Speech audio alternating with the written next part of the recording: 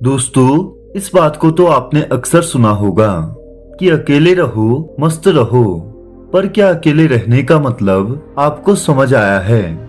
एक बार गौतम बुद्ध से पूछा गया कि महाराज, आप अकेले चलना पसंद करोगे या फिर किसी के साथ? तब गौतम बुद्ध ने जवाब दिया, किसी बेवकूफ के साथ चलने से अच्छा मैं अकेले ही चलूं। गौतम बुद्ध हमेशा यही कहते थे कि अकेले रहो, ध्यान करो, मेडिटेशन करो, अपने साथ समय बिताओ और देखो कि जीवन में कितनी खुशियां हैं। कहने को तो हम सभी मनुष्य सर्वश्रेष्ठ हैं, लेकिन जब हम अपने भीतर झांक कर देखते हैं तब हमें पता चलता है कि हम कितने श्रेष्ठ हैं और कितने नहीं। दोस्तों, आज हम जानेंगे कि अकेले रहकर हम कैसे होश में रह सकते हैं, कैसे जागृत रह सकते हैं, अपने आप को कैसे समझें। आज हम इन सब चीजों के बारे में जानेंगे। बस आप इस कहानी को ध्यान पूर्वक और पूरी सुनना और क्या कहा जा रहा है उसे समझने की कोशिश करना। एक नगर के बाहर एक गुरु रहा करते थे। वह गुरु अपने शिष्यों के साथ आश्रम में रहते थे। गुरु के बारे में कहा जाता था कि उनका शिष्य बनना आसान काम नहीं है। वह जिस तरह की परीक्षा लेते हैं उनसे डरकर शिष्य भाग जाते हैं। इसलिए उन गुरु के कुछ ही शिष्य थे। फिर एक दिन एक युवराज उनके पास आए। वह युवराज 15 से 16 साल का था। वह युवराज उस गुरु के पास यह ठान के आए थे कि अगर मुझे किसी का शिष्य बनना है तो इन्हीं का बनूंगा। युवराज गुरु के पास आए और कहा, गुरुदेव, मैंने सुना है आप इस पृथ्वी पर सबसे अच्छी तलवारबाजी जानते हैं। मैं भी आपसे तलवारबाजी सीखना चाहता हूँ। मैं 1 वर्ष में ही इस धरती का सबसे अच्छा तलवारबाज बनना चाहता हूँ, ताकि मैं किसी से भी युद्ध में न हार सकूं, सभी को पराजित कर सकूं। तब गुरु ने राजकुमार को ध्यान से देखा और कहा, तुम तो मेरी पहली परीक्षा में ही फेल हो गए हो। मैं किसी को भी ऐसे ही अपना शिष्य नहीं बनाता जो 1 वर्ष बांध कर आता है। 1 वर्ष किसने देखा है? फिर युवराज ने कहा, गुरुदेव, मुझे आप ही बता दीजिए कि तलवारबाजी सीखने में कितने वर्ष लगेंगे। गुरु ने कहा, 1 क्षण भी लग सकता है, 1 दिन लग सकता है, 1 महीना लग सकता है और 1 साल भी लग सकता है, या फिर क्या पता तुम्हें पूरा जीवन ही सीखना पड़े। ऐसा भी हो सकता है।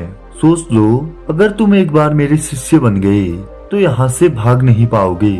युवराज ने गुरु की शर्त मान ली और उनके शिष्य बन गए। अगले दिन युवराज सुबह सुबह ही एक लकड़ी की तलवार लेकर गुरु के पास आया और गुरु से कहने लगा, बताइए गुरुदेव, मुझे क्या करना है? आज से ही अभ्यास शुरू कर देते हैं। गुरु ने कहा, सबसे पहले तुम्हें पूरे आश्रम की सफाई करनी है। गुरु की बातें सुनकर युवराज चौंक गया और गुरु से बोलने लगा कि गुरुदेव, मैं तो तलवारबाजी सीखने आया हूँ, साफ सफाई करने नहीं। गुरु ने कहा, तलवारबाजी मैं देख लूंगा। जो काम मैंने तुम्हें दिया है वो काम पहले करो। जब तक मैं तुम्हें और कुछ न बोलूं तब तक तुम्हें हर दिन आश्रम की सफाई करनी है। युवराज आश्रम की साफ सफाई करने लग गया। उसे ऐसा लग रहा था कि गुरु उसकी परीक्षा ले रहे हैं। शायद आश्रम की साफ सफाई और बाकी का काम करने की परीक्षा ले रहे हैं। फिर वो युवराज आश्रम की बारीकी से सफाई करने लग गया। 1 दिन गुजरा, 1 हफ्ता गुजरा, 1 महीना गुजर गया, पर गुरुदेव ने उसे एक भी दिन तलवारबाजी नहीं सिखाई। उसे एक बार भी अभ्यास के लिए नहीं बुलाया। तब युवराज परेशान होने लग गया। उसका मन साफ सफाई में नहीं लग रहा था। हर दिन साफ सफाई करते वक्त वो गुरु के बारे में न जाने क्या क्या सोचता रहता। कभी बीती रातों को सोचता या फिर उस दिन को कोसता जिस दिन वो इस आश्रम में तलवारबाजी सीखने आया था। ऐसे ही करते करते युवराज ने 1 वर्ष बिता दिया। अब उसका धैर्य भी टूटने लगा था। फिर एक दिन वो गुरु के पास गया और कहा, गुरुदेव, आपने अभी तक मुझे कुछ भी नहीं सिखाया। अगर आप मुझे सिखाते तो इस 1 वर्ष में मैं सर्वश्रेष्ठ तलवारबाज बन जाता। फिर गुरु ने युवराज को देखा और उनके पास पड़ी हुई लकड़ी के तलवार से युवराज के पीठ पर जोरदार प्रहार किया और युवराज से बोले कि जाओ और सफाई करो। युवराज को बहुत जोर से लगी, फिर वो भागकर अपने काम में लग गया। उस दिन के बाद गुरु उसके पास से गुजरते तो उस लकड़ी की तलवार से उसके हाथ पैर पर 2-4 लगा जाते। युवराज परेशान हो गया था। उन्हें लगने लगा था कि गुरुदेव तो पागल हैं, तलवारबाजी तो सिखा नहीं रहे, पर जब भी मेरे पास से गुजरते हैं तो मुझे 2-4 लगा देते हैं। लकड़ी की तलवार से मार युवराज को दिन में कई बार पड़ जाती। अब तो युवराज और कुछ सोचता ही नहीं कि वो खाना बना रहा है, कि वो आराम कर रहा है या फिर साफ सफाई कर रहा है। उसे तो गुरुदेव के मार से ही बचना सूझता था। पर हद तो तब हो गई जब वो सो रहा था और गुरुदेव उसे 2-4 लगा गए। अब रोज उसके साथ ऐसा ही होने लगा। वह हर वक्त चौकन्ना रहने लगा, कहीं गुरुदेव आ तो नहीं रहे, कहीं गुरुदेव फिर से उसे मारने वाले हों। नींद में भी सोते सोते वह जागृत रहता। थोड़ी सी भी आहट होती तो उसकी आंखें खुल जाती थी। वो सो तो जाता था, लेकिन उसके साथ आसपास में क्या हो रहा है उसे सब पता रहता। इसी को होश कहते हैं। सोते सोते भी जागृत रहना, आपके साथ आपके आसपास क्या घटित हो रहा है और आपकी सोच कहाँ है। कहीं भूतकाल में ही तो अटकी नहीं हुई है, या फिर भविष्य की तो नहीं सोच रही। आप वर्तमान में ही तो हैं। जैसे ही शिष्य अपना होश खो देता, पुरानी और आने वाली बातों को सोचने लगता, तो उसका होश टूट जाता और उधर उधर से निकलते हुए गुरुदेव उसे 2-4 लगा देते। 2 वर्षों तक ऐसे ही चलता रहा। जब भी शिष्य किसी भी विचारों में खो जाता, तब गुरुदेव आकर उसे जोर की लगा जाते। इन 2 सालों के अंदर उस शिष्य का होश इतना मजबूत हो गया था कि किसी के भी आने की आहट भी उसे सुनाई देती थी। वो दूर से ही सुन लेता था और सावधान हो जाता था। एक दिन ऐसा हुआ जब गुरु ने उसके ऊपर तलवार से प्रहार किया तो उसने अपने आप को बचा लिया। इस बात से गुरुदेव बहुत ही प्रसन्न हुए और उससे कहा, शिष्य अब तुम होश में आ गए हो। अब तक तो तुम बेहोश थे। अगर ये होश तुम्हें पहले आ जाता तो तुम मेरे से इतने पिटते नहीं। हम भी हमारे जीवन में इसलिए सफल नहीं हो पाते। हमारे जीवन में हम अपनी असफलताओं से घिरे रहते हैं, क्योंकि कभी भी हम होश में रहते ही नहीं। जो है उसमें नहीं जीते, विचारों के जीवन में जीते रहते हैं, जो हमारे अंदर ही पैदा होते हैं और न जाने हमें कौन सी दुनिया में लेकर जाते हैं। होश में आने के बाद जो पहली चीज हमारे अंदर पैदा होती है वो है जीवन का बोध, वर्तमान का बोध, जो हमें जीवन में हर पल हर स्थिति में जीवित रखता है। हम उसे जीते हैं और हमारे आसपास हो रही गतिविधियों से खुद को अवगत कराते हैं। इन चीजों को हम बेहोशी की हालत में छोड़ देते हैं। क्या कभी आपने इस बात पर गौर किया है कि जब आप घर से कहीं जाने के लिए निकलते हैं तो रास्ते में आपने क्या क्या देखा? क्या आपको रास्ता याद रहता है? आपको जहाँ जाना रहता है आप वहाँ तो पहुँच जाते हो, पर आपको ये पता नहीं रहता कि आपने रास्ते में क्या क्या देखा।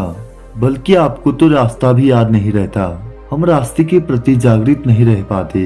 अगर हमारा मस्तिष्क होश में रहे, अलर्ट रहे, तो हम पहली बार में किसी नई जगह पर जाएं तो हमें रास्ता याद जरूर रहेगा। आज आपको जहाँ जाना रहता है वहाँ तो आप पहुँच जाते हो, लेकिन रास्ते में आपने क्या क्या देखा इन चीजों का आपको पता नहीं रहता। आप रास्ते के प्रति जागृत नहीं रह पाते, बस चलते जाते हैं और मंजिल पर पहुँच जाते हैं। इसी को बेहोशी कहते हैं। उस रास्ते पर बहुत अच्छा तालाब होता है जिसमें सुंदर सुंदर कमल के पौधे होते हैं, सुंदर सुंदर पक्षी होते हैं। लेकिन जब कोई आपसे पूछता है या कहता है कि उस रास्ते पर बहुत सुंदर पक्षी थे, सुंदर तालाब है, तब आप कहते हैं, कहाँ? मैंने तो देखा ही नहीं। क्योंकि आप अपने जीवन में अलर्ट नहीं रह पाते, होश में नहीं रह पाते, रास्ते के प्रति जागृत नहीं रहते। तभी तो वो सारी चीजें आपको नजर आती, पर तुम तो बेहोशी में चलते गए। अपने विचारों की उलझन में तुम तो फंसे हुए थे। इसी प्रकार आपका जीवन भी है। ये कैसे निकल जाता है आपको पता ही नहीं चलता।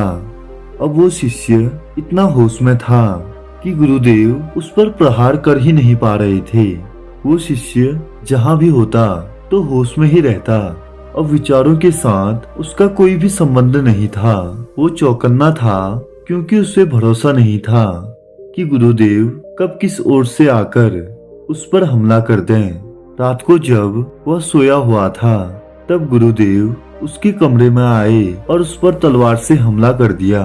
शिष्य तुरंत अपने बिस्तर से खड़ा हो गया और अपने आप को तलवार की मार से बचा लिया।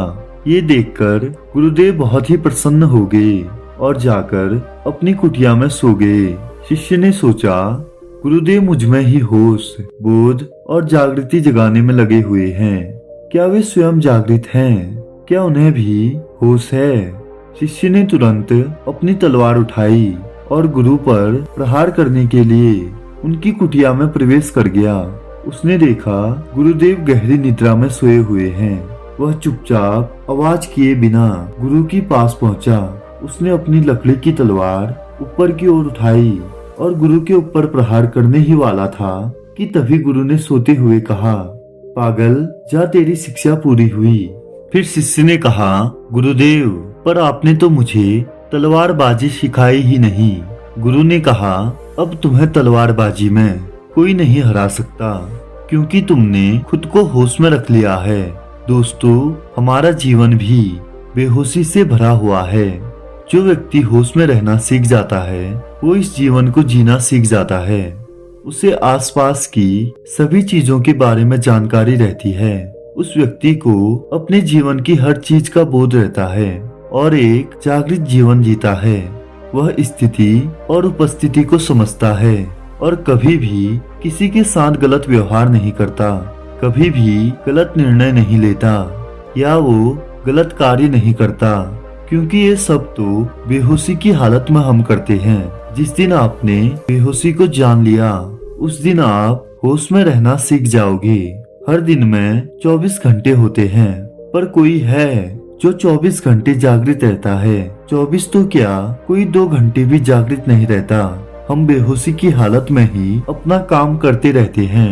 हम अपना पूरा दिन भूत और भविष्य की चिंता में ही लगे रहते हैं, बल्कि हमें होश में रहकर अपने माइंड को अलर्ट रखकर हमें वर्तमान में ध्यान देना चाहिए। उसके बारे में सोचना चाहिए कि हमारे वर्तमान में क्या चल रहा है। दोस्तों, जो मनुष्य अपने आज के प्रति जागृत है वो व्यक्ति हमेशा सुखी रहता है। हमें तो पता ही नहीं रहता कि हमें चाहिए क्या।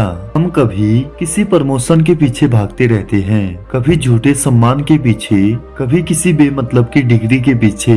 लेकिन हम इन चीजों को क्यों पाना चाहते हैं ये हमें पता नहीं होता। समाज जिन चीजों के पीछे भागता है हम भी वही करते हैं। हम अपने आप को खुश रखने की कोशिश नहीं करते, बल्कि समाज को खुश करने में लगे हैं। आपने कई बार देखा होगा कि एक अमीर व्यक्ति है जिसके पास सब कुछ है, धन दौलत, रुपया पैसा, लेकिन इन सब के बावजूद वह खुश नहीं है। वहीं एक गरीब आदमी जिसके पास कुछ नहीं है, न धन दौलत न रुपया पैसा, फिर भी वह बहुत खुश रहता है।